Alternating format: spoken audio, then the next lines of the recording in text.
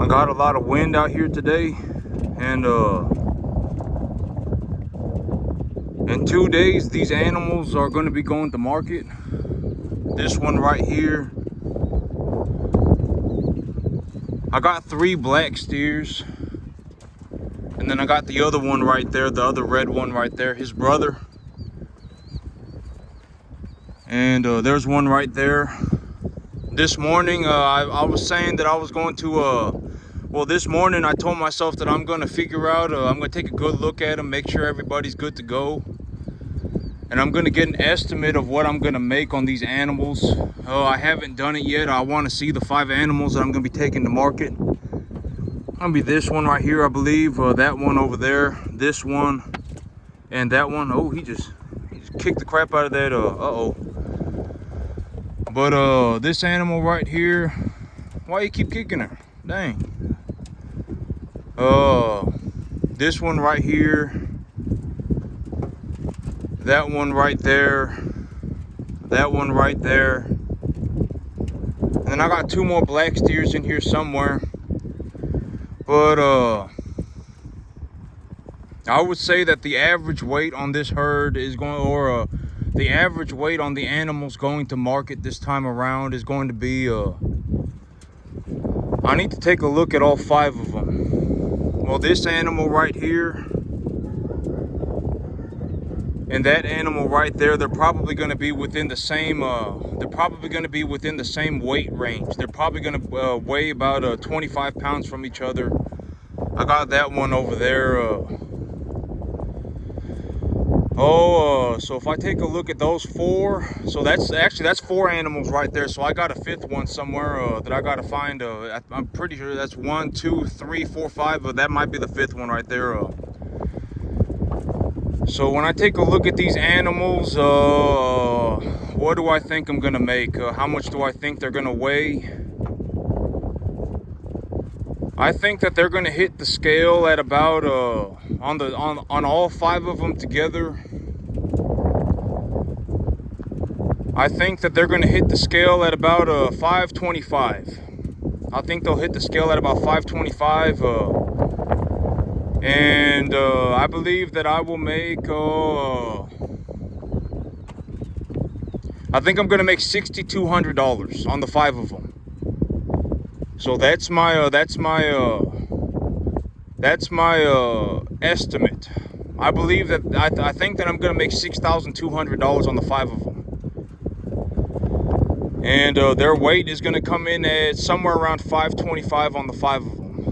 Maybe about 550, 525, 550. And so that's what I think. I got that one right there. I got that one over there. Oh, I'm pretty sure it's this. Well, I'm not sure. But that's 2 of them, and then I got the 2 red ones, and then I got a 5th animal in here somewhere. But maybe I just take 4 animals to market. I got to figure out what I'm going to do. I'll probably end up taking 5. That might be the 5th one over there. And so right now, everything's going good. I was thinking about this morning. But okay, and this is also what I mean by when I take a look at my situation, I'm doing very well for myself. And you're going to hear me say this all the time, but there's not really any reason to worry about failure. And here's the thing, maybe if I talk about it right now, you'll develop more of an understanding of what I'm talking about when I say I'm not looking to sound arrogant. I'm not looking to be arrogant. I'm not looking to be cocky. Here's the situation that I'm in. For me to fail in the cattle business, I would have to lose like 70% of my herd, and also there would have to be a devastating drought at the same time. And also I would have had to fail multiple times in a row. Okay, here's what I mean. This is what I mean. For me to even start losing money on the herd that I currently have, I would have to lose 70% of my animals. Because if I only had 30% of my animals left over, I would be in a situation where I could just feed them on grass, entirely on grass. I would be able to grow enough grass to feed all of the animals with zero issue. And the grass is practically free. For me to grow grass for an animal costs about $15 a month per animal. And so here's what I mean. I'm not looking to be cocky. I'm not looking to be arrogant. I'm just going to tell you the truth. And maybe when I speak the truth, people, it will give you the opportunity to see my perspective. For me to lose money, okay, think about it this way. I've already said that in the next 5 months, I will have paid off all of my cattle debt. And when I pay off all of my cattle debt, I will still have 40 animals. And the animals are going to be 1 to 1.5 type medium large frame, body conditioning score 6, average body weight 450 pounds. That's what I anticipate. Even after I've paid off all of my cattle debt, I will still have 40 animals, 450 pounds, 1 to 1.5 type medium large frame, body conditioning score 6. If I appraise those animals for their monetary value, well, I'm essentially saying that I have $50,000 that I'm just sitting on. And if I have an animal that is 450 pounds, I could easily increase the weight of that animal to 850 pounds. It would not be very difficult. I just put them on grass. That's the whole reason why I'm buying my new field, right? I'm putting my animals on grass. And so for me and if I increase the average size of my herd from 450 to 850 pounds, I would essentially be growing the monetary value of my animals. I would start off with 50 grand and within 5 months, I would have like 70 grand.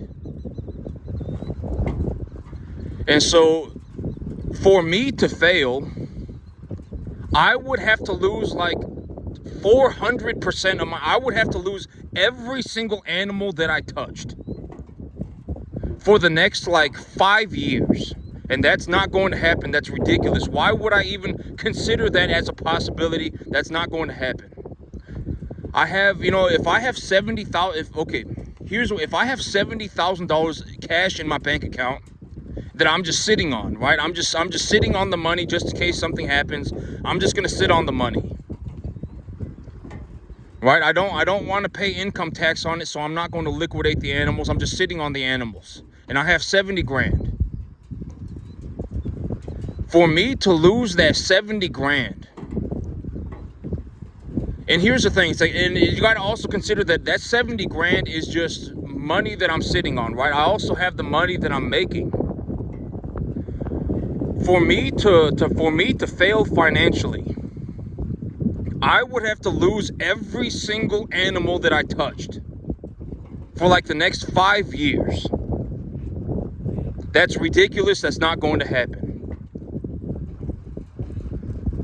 And so the 70 grand is essentially, and also that 70 grand is going to be going up in value. It's going to be going up all the time, right? When I make more money, the investment funnel, I talk about my investment funnel, right? What is my investment funnel?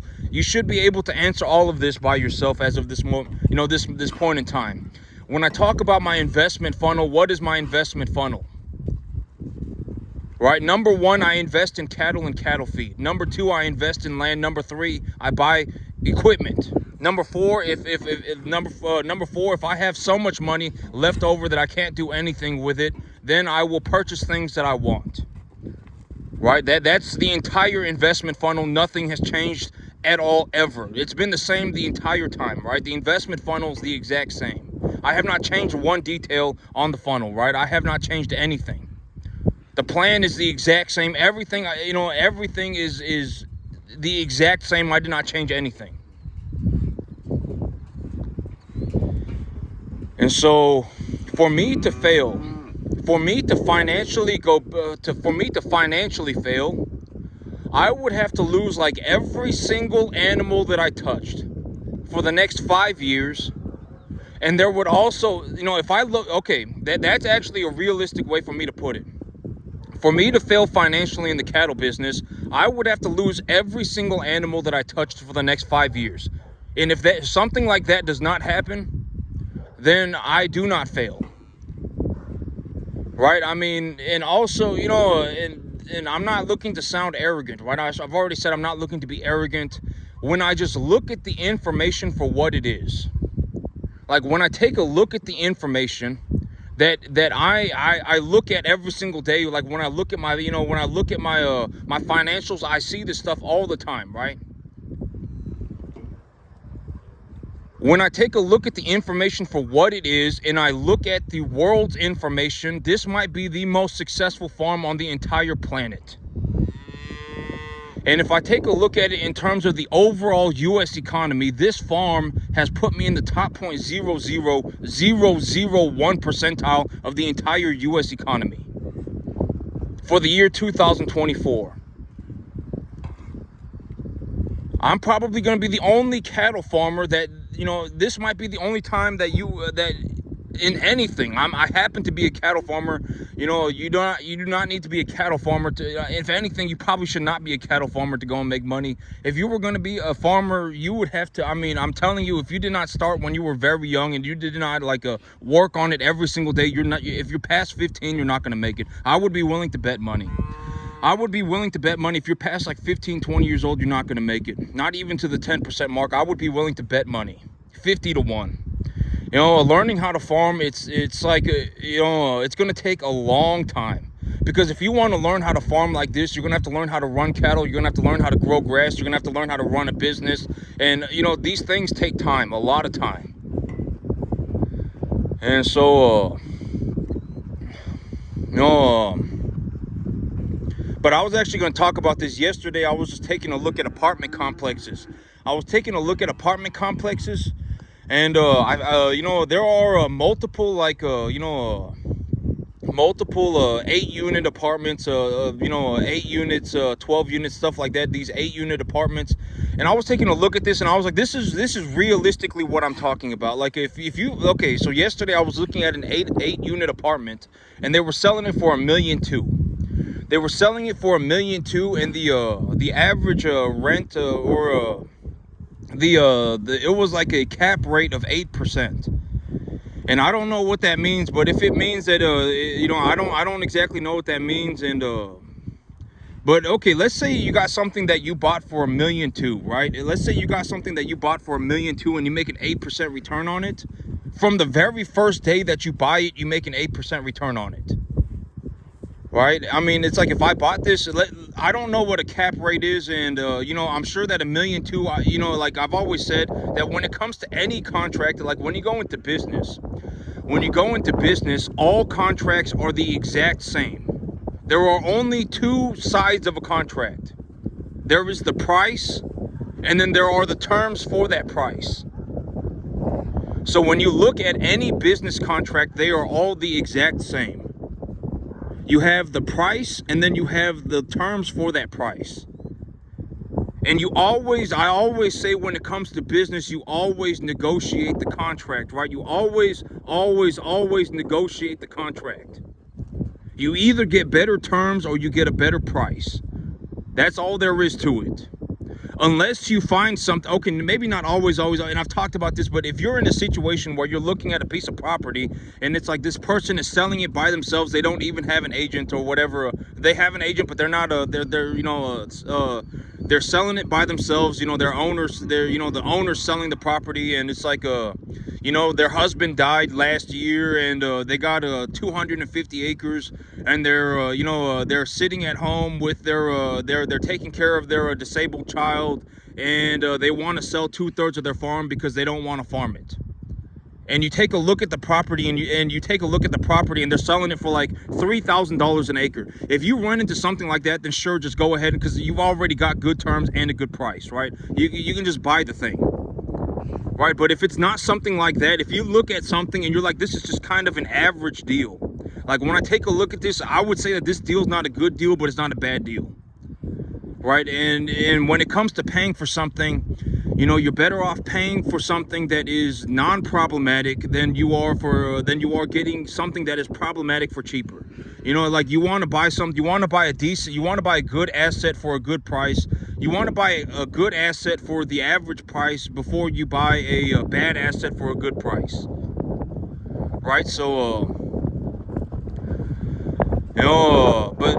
yesterday I was taking a look at apartment complexes, small apartment complexes, and there's I found like a 8-unit apartment, and they're selling it for $1.2 million, and it's got an 8% cap rate. And I was like, if that means that you would make an 8% return on your money the moment you bought it, that means let's say that the average rent on the thing was it's I think it was 8 townhomes put together or something like that. It was like 8 townhomes, and it's like, if it's got 8 townhomes and the average rent is $1,500 per person, right? If it's 1,000, I don't know what a cap rate is, so I don't know. But actually, instead of saying, let's just say it's an 8% return, right? So you're essentially making about $100,000 a year. If it's an 8% return, if that's what a cap rate is, it means you're making 8% return a year, and you increase your return by let's say 2% over the next 5 years. Let's say you get a fixed rate loan.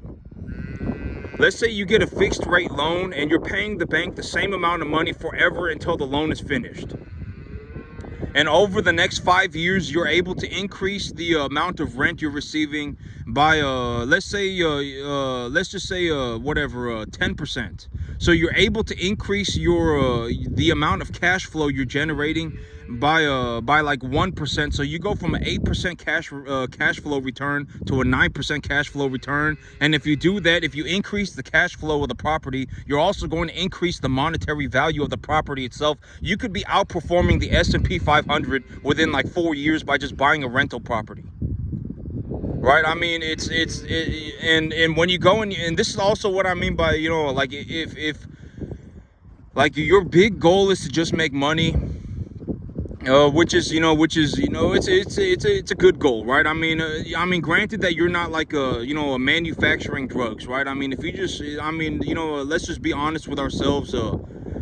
There is no world without some kind of a financial currency, right? Like, if you talk about a world that has no money, you're borderline talking about communism, right? Because it's like the whole idea of communism is to make the capital worthless, right? I mean, that's once you make the capital once you make the money not worth anything, you've essentially gone into capitalism. And if the money's not worth anything, the world would fall apart. All right, here's another way to look at it. Like like there are birds that collect stones, right? There are penguins collect rocks, right? There will always be money, right? And money is not a good thing, and it's not a bad thing. At the end of the day, money's just a piece of paper. All right. And so when we take a look at the situation for what it is, and it's like, you've decided that you wanted to go, and that you've decided that you're going to go and make yourself some money. And, you've considered the possibility of real estate rental. I've said that rental properties are like one of the highest success rates for investments, right? Like, if you buy a rental property, chances are you're not gonna fail. I mean, something horrible would have had to happen. You would have had to fail on many levels to fail on real estate, on rental real estate. And here's a realistic way of looking at it. Let's say you just take a look at what I've been talking about, right? If you make $8,000 a month take-home pay, and you live on half of it, right? I've already said that once you start making about $8,000 a month, you can almost do anything on the entire planet, granted that it is within a reasonable boundary. Can you buy a Ferrari? No. Can you buy a Lamborghini? No. Can you buy a yacht? No. Can you buy a private plane? No. But can you buy a piece of real estate, a piece of rental real estate? Sure, yes, you can. And here's another way to look at it. Like, if you make $8,000 a month take home pay, let's say you live on half of it and you invest the other half. And let's say that you do this, right? And you go and you buy yourself a fourplex for $4,000 a month, right? You buy yourself a fourplex for $4,000 a month. Well, in a realistic situation, if you put $4,000 a month into this fourplex, the fourplex should be giving you like 5 back. So it's like you put 4 into it and you got 5 back. This is what I'm talking about when you invest. What you're looking for is something that produces more money than you put into it, right? Like, and I use my cattle as an example. This does not cost me anything. I don't pay anything for any of this.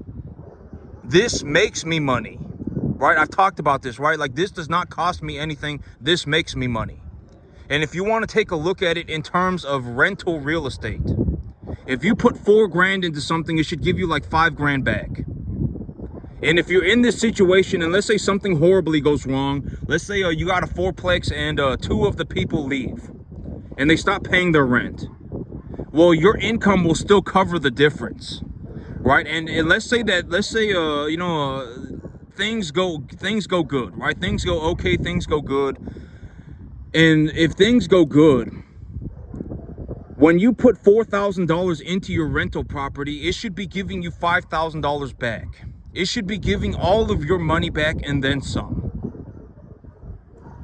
So you went from making $8,000 a month to making $9,000 a month, right? It did not cost you anything, right? I've talked about this, and I've even talked about it 3 times in this video. When you invest into something, you're not looking for something that's just a money pit. You're looking for something that, like, when you put money into it, it gives you more money back than you put into it. That's the big idea. And if you do that, it does not cost you anything. The investment pays for itself and also puts money in your pocket. I use cattle as an example, but it's not just cattle. This is a very good example. We could be talking about rental real estate. If we're talking about a rental property, let's say you go and you buy a fourplex, you pay $4,000 a month for it, and it gives you $5,000 back. Well, then it's not costing you anything. It's giving you $1,000. Right? And so, I mean, that's the big idea. And this is also what I mean by you don't have to, this is not just cattle. These ideas, in terms of a broader idea, in terms of the idea itself, you can do this anywhere. I just happen to do it by running cattle, right? I just happen to do it by running cattle, but you can do this with residential real estate. You can do this with commercial real estate. You could do this with the stock market. You could do this with anything. You could do this with a business acquisition. You could do this with anything. If you purchase something with the money, and the thing that you purchase gives you more money back than the money that you put into it, that is essentially what I call appreciating the value of the asset profitably, right? That's what I talk about. If you get more money out of it than you put into it, then you're growing the money. And once you conceptually understand how to grow money, you can make as much money as you want. You become a money printing machine. You end up in a situation like me, where it's like on a 10.5 acre field, I produce probably close to $325,000 a year. And you end up in a situation where it's like, you could turn, like me, if I was given $100 a month, I could turn that $100 a month into $100,000 in 2 years, in 3 years. And you want to know who else could do it? Warren Buffett, right? I mean, there are other people out there that can do it. It's not just me. And this is also what I talk about when I say, go and ask somebody who knows what they're doing. If you ask somebody who does not know what they're doing, what you should be doing, they're not going to know. How would they know? If they knew what they were doing, they would be doing it. Right? I talk about that as an idea all the time. Just think about it for what it is. And I've already said that, okay, here's the thing. Like, let's say that you realize what's going on, right? The average person is a failure. Right, the average person is a failure. They could have done 10 times more with their life. They could have achieved monumentally more. The average person, I've already said that if you're born with 100 IQ, if you are born with 100 IQ, you could learn how to do anything. If you started young and practiced all the time, if you were like if you started between the ages of 5 and between the ages of about 5 and 10. And you were born with 100 IQ, you could learn how to do anything. You could learn how to speak 5 languages. You could play 5 instruments at the same time. Right? It would not even be that hard. Right? And so, the average person is a fragment of what they could have been. All right? And I know that that's hard to, and I know that it's kind of sad, and But we just got to be honest. There's nothing that can really be done about it at this point. It's too late. If you're past about 15 or 20 years old, it's too late. All right, I would be willing to bet money. I've always said that once you've become poor, you're probably gonna be stuck being poor forever. Right? I've already said this, and the reason that you're poor today is going to be the same reason you're poor tomorrow, and you're going to be poor forever. I would be willing to bet money 50 to 1. I am the only person that made it to this level financially out of everybody that I know. I don't know a single person that even got to the 10% mark. I'm the only person that I know that can turn $100 a month into $100 grand in 2 years. All right, and maybe when I speak about the things that I do and the things that, and also, I'm not the only person that can do this, right? I'm not the only person that can do this. There are other people that can do this. A good example of this would be Warren Buffett. Warren Buffett could also do this. Not farming, but Warren Buffett could also conceptually turn $100 into $100 grand. Warren Buffett could do it too. $1,200 a year, $100 a month. Right? Warren Buffett could do it too. And so there are other people. I'm not saying it's just me and Warren Buffett. There are other people that could do it as well. And one of the big reasons, and I've talked about this, but one of the big reasons why I make these videos is because if I did not learn how to do this from people that understood how to do this, I watched people who know how to do things and learned from them, right? I watched a majority of it was on YouTube. A majority of it was on YouTube. I watched people on YouTube who invested in large scale residential real estate, commercial real estate, the stock market, business acquisition. I watched all these people. And I learned how to run my business by watching those people. I did not learn how to run my business by watching farmers.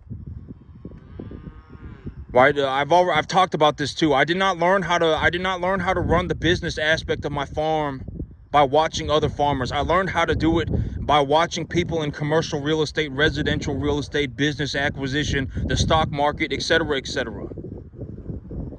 That's who I learned it from. And I've talked about this in terms of an idea. But if you realize what's going on and then you leave your world behind, you essentially just leave your world behind and you say, you know what, I'm going to go and be successful. The people who actually care about you will be happy that you left. Like, imagine it like leaving your cave. Let's say you lived in your cave with your family the whole time. You lived in the cave, and your whole life you were told not to go outside the cave. Don't go outside the cave. If you go outside the cave, it's dangerous. Right? Nobody leaves the cave. We all live in the cave. But you decide, you know what? I'm going to go and leave the cave. And you leave the cave and you come back home with a big old feral hog, right? I mean, you went out and you got scraped up and you got messed up, but you drug home a big old pig for everybody to eat. Right? I mean, the people, actually that's a bad example, because you should not, and I've already talked about this, you should not be concerned about saving people. You should not be you should not be concerned about saving people. It doesn't happen. You should not. Me personally, I don't help anybody unless they are legitimately handicapped, like they are mentally or physically handicapped, or they are essentially like a child. Those are the only two people that I will ever help. If you were sitting in a cave starving to death, I would not bring home anything for you to eat, even if I caught something. I would leave you to starve. That's just how I am. My whole big thing is, if you don't want to work, then you don't want to eat. Don't expect to eat if you're not going to work. Right? If you don't want to leave, I've already said this, but either you leave the cave or you die in the cave. Right? I mean, I'm not going into the cave with you. You either leave the cave or you die in the cave by yourself. Right? I've talked about this in terms of like being in a jar, right? Being a flea in a jar. You either jump out of the jar yourself, or I leave you to die in the jar. I'm not here to save people. Right? And so the big idea is that if you decide to leave the cave, right? If you decide to leave your cave, the people who were in the cave with you, if they actually cared about you, would be happy that you left. Because the people in the cave, deep down, they understand that they don't want to be in the cave. They do. I mean, I guarantee it. I've talked about this. The average person is not living their choices. right? I've talked about this. The average person is living the result of their choices, right? I talk about this all the time. You know, the average person, if they were given the choice to be doing something else, they would be doing something else, right? They made poor choices and now they're living the result of their choices. They're not living their choices, right? And so it's like being in the cave. If you're in a cave and you decide that I'm gonna leave the cave, the people in the cave that were in the cave with you would be happy that you left. They would be happy for you. They said, "Oh my God, he actually, got up and went." But they would be happy for you. I guarantee it.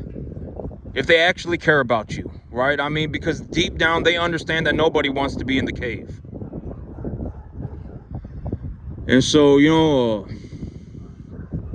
here in about 2 days, I'll be taking these animals to the market. I got 5 animals going to market. They're a little bit small, but they're doing okay. I think I'll get an average weight of about maybe 5 1/4 on them. And so, and the feeder cattle market is taking a turn for the. I was going to talk about this too. I was looking at the futures markets this morning, and I was taking a look at the futures markets yesterday, and the feeder cattle market is sitting at about 231. And the futures are saying that it's going to drop to about 224. And so, it looks like over the next year, the cattle market's going to go down. And I've talked about this in great detail, but if the feeder cattle market is essentially fallen from 255 to 230. So that's essentially a 10% drop. If the feeder cattle market falls another 10%, if it goes to about 210, 200, everybody's screwed, right?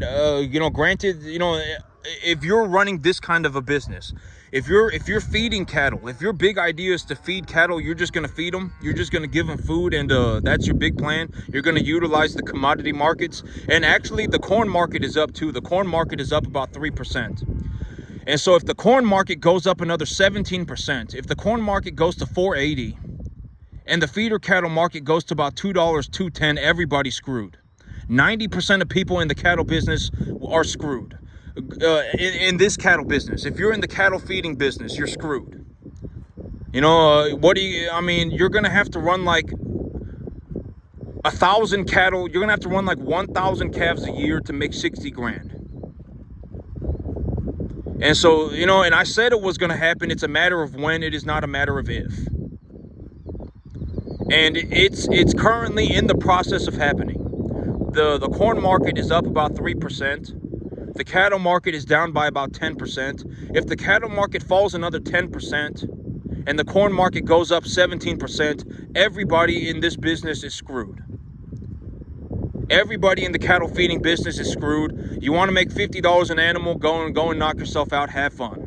You want to make $100 an animal, go knock yourself out, have fun. I'm not saying slam your head on the table. I'm just saying if that is what you actually want to do, then go ahead and do it. I'm not stopping you. Nobody's stopping you. It's a free country. But this is also what I've been talking about. You should be practicing how to grow grass all the time. Practice how to grow grass all the time. It does not matter if things are going good. Learn how to grow grass, because if you learn how to grow grass, the movement in the commodity market is no longer relative. It no longer affects your business in a massive way. Because you don't want to be in a situation where it's like, oh, the corn market is very low and the cattle market is very high, and if I just run this business, I can still make $200 an animal, right? I can still make $200 an animal. And then the moment the commodity markets turn against you, you're completely screwed, right? But if you learn how to grow grass, it doesn't matter. The cattle market could be going down and the corn market could be going up at the same time, and you would still be fine. Why? Because growing grass is almost free. If you don't have any equipment, you just put your cattle on it, it's practically free. It costs about $15 a month per animal, and you put on about 75 pounds per animal a month. You almost tenfold your money every single month. And so, but right now is a very good example. It's happening right now. It's about halfway done. It's actually about 25% way done. The cattle market's fallen about 10%. If it falls another 10%, if the corn market goes up another 17%, everybody in the cattle feeding business is screwed. And so, you should consider that for what it is. No, I'm not going to say I told you so, but right now it is happening, and you should be ready. If you're not ready, you're going to lose all your money. Or you're just not going to make enough money to where it would have been a good investment of your time to have been in the business. You might as well just have gone and done something else. And I've talked about this, but if you went and got a job and got good benefits, you would have made more money. If you went and bought a fourplex, you would have made more money. I mean, if you went and bought a business that was straight revenue with no real estate, you would have made more money. I mean, there are a lot of things that most people in the cattle business lose money. And I think that this is a good time to say it, but I always say that there's a lot of ways to lose money in the cattle business, right? Most people lose money in the cattle business. I may be the most successful cattleman on the entire planet. This might be the most successful cattle farm on the entire planet. In terms of how much money am I making per acre, etc., etc. Like, in terms of how well am I doing, this might be one of the most, if not the most successful farm on the entire planet. I make about $325,000 a year on a 10.5 acre field. In terms of cash, I probably bring home about $240,000 a year. Right? I mean, nobody makes even 10%. I haven't even seen anybody make 10% of the money that I do. Not even 10%. I don't even know anybody making $20,000 a year on a 10.5 acre field. And I brought home 45 grand. Actually, I brought home 45 grand in the last 3 months. I don't know a single person even doing 10%. And I know that sounds horrible, and when I say these things, it's like, well, I've already said that it's not my intention. Like, there's not even 1% of me that's like looking to be a dick, right? I'm not looking to be a dick. I'm not looking to be arrogant. I'm not looking to be cocky. I'm just saying we should look at it for what it is. Over the last 3 months, I made 45 grand selling cattle on a 10.5 acre field. Oh, my financials are going up on a vertical line. For me to lose money in the cattle business, I would need to lose like every single animal that I touched for the next like 5 years.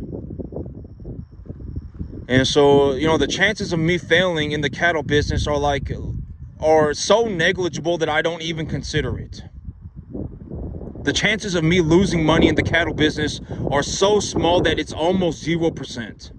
There is zero reason for me to worry about failing. If I'm more concerned about what do my cattle look like, what am I feeding my animals, what am I paying for the feed, how, what does the grass that I'm growing look like, it's more realistic for me to think about those things than it is for me to think about the possibility of failing. How much money do I have in reserves? I got this many cattle. I got this quality type of cattle. I got this is how much I'm feeding them. This is how much grass that I have. This is how much I'm paying for the real estate. Stuff like that. It's more realistic for me to consider those things than the possibility of me failing. The possibility of me failing is like 0%. There are things that are more realistic for me to consider than to consider failure. And on a 10.5 acre farm, over the last 3 months, I'm not even doing that good right now. And I brought home $45,000 selling cattle. I'm not even doing that good right now. And so for me to lose all of my money, I would have to lose every single animal that I touched for the next 5 years. And so oh yeah, I actually got my AR-15. This is it's completely empty. I completely checked it to be empty. I emptied it I emptied it about 45 minutes ago, and it's 100% empty. It's been sitting on my back the entire time. It's on safety. And I was gonna talk about this real fast, but I realized what was going on with my hunting rifle, my AR-10. And I'm actually gonna go out there and shoot my I'm gonna shoot my AR-15 today. I was thinking about shooting my 308 today. I want to shoot some 308, but the ground is too muddy. I don't want to be rolling around in the mud shooting a 308. And so I'll shoot the 308 tomorrow. And I realized what was going on with my hunting rifle. is that my hunting rifle truck gun is that I had zeroed my gun using 180 grains. I did not realize. Okay, so what had happened was that I had a backpack full of 308 ammo. I had a backpack full of 308 ammo, and it was just loose cartridges sitting in the backpack. And so I figured that I had dumped the rounds out of my my AR-10 to put it in the backpack because I wanted to unload the magazines. And it was 150 grainers. And so I figured that that was the ammo that I had taken out of my AR-10. But I had not taken that out of my AR-10. I had taken that out of my M1. I have an M1, and I had unloaded the magazines for my M1, and I had put the rounds in my backpack. And so I had loose cartridges sitting in my my backpack, and I thought that that was the cartridges that I was using for my AR-10. And so those cartridges were 150 grainers. And so what had happened was that I thought I had zeroed my rifle with 150 grains because I had a whole bunch of loose 150 grainers, but I did not zero my rifle with a 150 grainer. I had zeroed my rifle with 180 grains. And so what had happened was a few days ago when I was shooting my 308, when I was shooting at 20 yards, I was essentially shooting at point blank range. I was function checking the weapon, making sure everything was going good, making sure nothing was broken, making sure everything was shooting straight, etc., etc. And I was hitting about a half an inch low. But realistically, maybe I was shooting about a half an inch low. But if I had been if I had been shooting 180 grains, if I had been shooting 2 inches high at 100, I would have actually probably have to have hit about 1.5 inches low at 20 yards. And so what had happened was that I was shooting a 150 grainer, and you're gonna hear me say this all the time, but when it comes to zeroing your rifle, you need, every time you change your ammunition, you need to re-zero your rifle. All right, you need to re-zero it, make sure it's actually hitting on point. Right, because something like this will happen. Right, I zeroed my rifle using a 180 grain round. I changed it out for 150, and when I changed it out for 150, I was hitting a half an inch low at 20 yards, 15 to 20 yards, and I was hitting almost 8 inches high at 50 to 60 yards. That essentially means that I would have been hitting about 4 to 4.5 inches high at 100 with the 150 grainer. But if I change out the 150 grainer for a 180 grainer, I will hit 2 inches high at 100, and I will hit about 4 inches high at 50 to 60. So, you know, that's why it's going to be about a 4-inch difference. If I hit 4 inches high at 100, I'm going to hit about 8 inches high at 50 to 60. If I hit 2 inches high if I hit 2 inches high with a 150 grainer, I'm gonna hit maybe I don't know. I guess I'd have to figure out. But I was hitting almost 8 inches high with a 150 grainer, and I thought about it, and I was taking, and I was like, you know, because the AR-10 that I have, it's a tack driver. I can probably hit 1-inch groups at 200 yards with the thing. Right, so there was no reason why I should have been hitting 8 inches high. And then I thought about it, and I was like, oh, well, I know what happened. Was that I had zeroed my gun for 180 grainers at 100 yards. And so, you know, I want to shoot some 308, but the ground is too muddy. I'm almost 99% certain. I'm like 98% sure that I had just the wrong ammo in my gun. And so, I wanna just make sure that everything is still working. Make sure that everything's still going good with the gun. And yep. But I'm almost certain that that is what happened. And there's only one way to find out. But also, I wanted to talk about the idea of a digital scope, and why do I keep a digital scope on my AR-10? And why do I keep an AR-10 in my truck? Well, okay, why do I keep an AR-10 in my truck? Why do I use a 5 to 20 powered scope? And why do I use a digital scope? The thing about a digital scope is that, like, you can take pictures with it, and you can also record with it. So if you're in a situation, let's say like you're in a horrible situation, right? I mean, you're in a horrible situation, and you're sitting in your truck, and you honest to God, you said, you know, like you're sitting there making your peace with God about the situation. I think that there is a person walking into this building, walking into a school, or they're walking into a church with a gun, right? Or they're walking into a shopping complex with a AR-15, right? Something is happening, and you're like, you know, honest to God, I think something bad is happening, and you're in your truck, right? Like, imagine this, and almost all cars have tinted windows. Right, almost all cars have tinted windows, and I'm not saying I'm gonna go around and point guns at people, right? I'm not saying I'm gonna do that, but let's say you're in a horrible situation and you honestly just want to see what's going on, right? Like, you think you're in a bad situation, you're almost certain that you see somebody walking into a building, a school, a church, a shopping complex with a gun, and you just want to make sure, you want to double check, like you honest to God believe that it's happening, and you want to double check. Well, if they're 250 yards away and you're in your truck, you know, you can just crawl into the back of your truck, just pull out your rifle, zoom in, and you can 100% ID. You can even tell what kind of gun they're carrying. You can tell everything, right? If they're picking their nose, you can tell. With a 20 powered scope, if they're 250 yards away, you can tell whatever is going on, right? You can 100% ID what is going on, and you can also take pictures and video record with your scope. That's why I carry a digital scope in my truck. All right, I'm not saying that I'm going to sit around in my truck and point guns at people.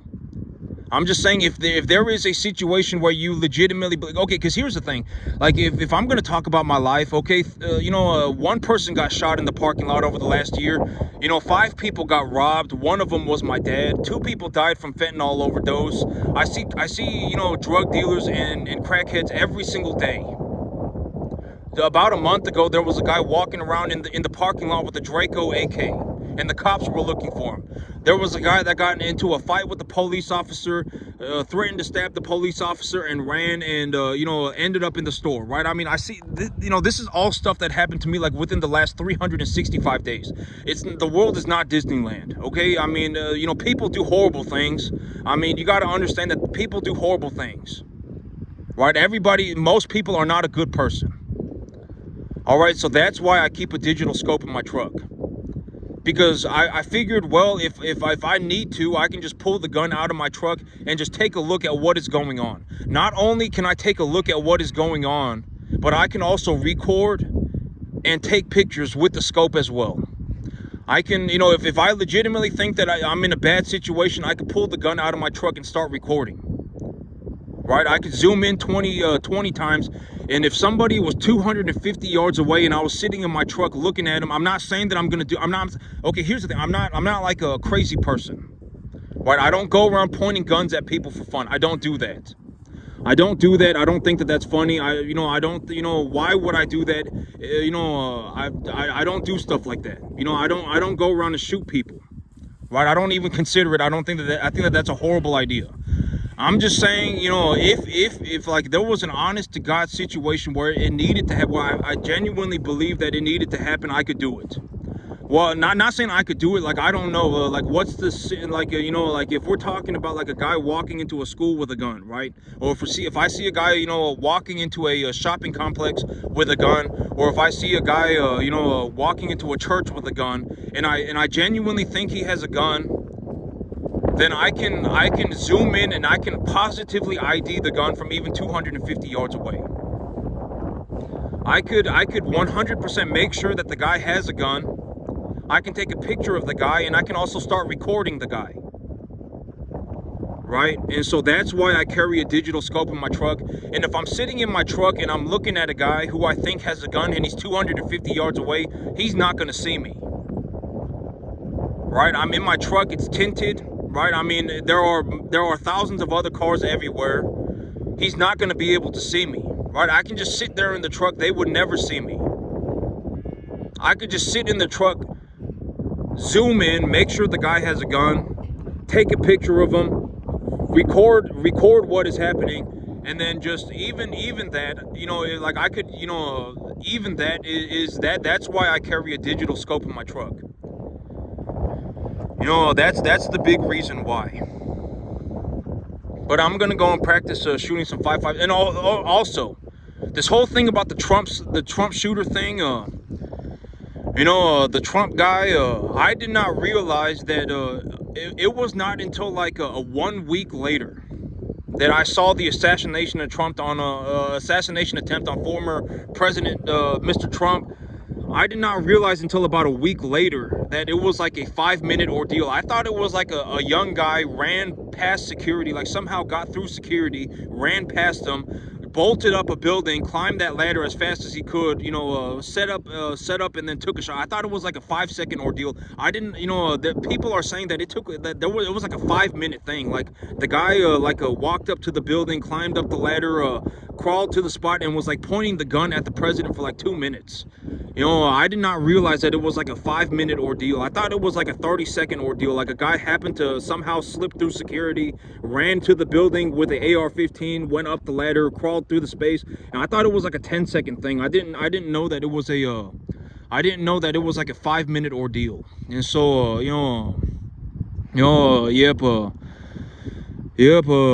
the whole thing, that was crazy. A man died, and the kid died too, and I mean, that was nuts. But I'm gonna go and practice shooting some 5.56 today, and I'll shoot some 308 tomorrow. But that's it for me today, YouTube. Y'all have a good one.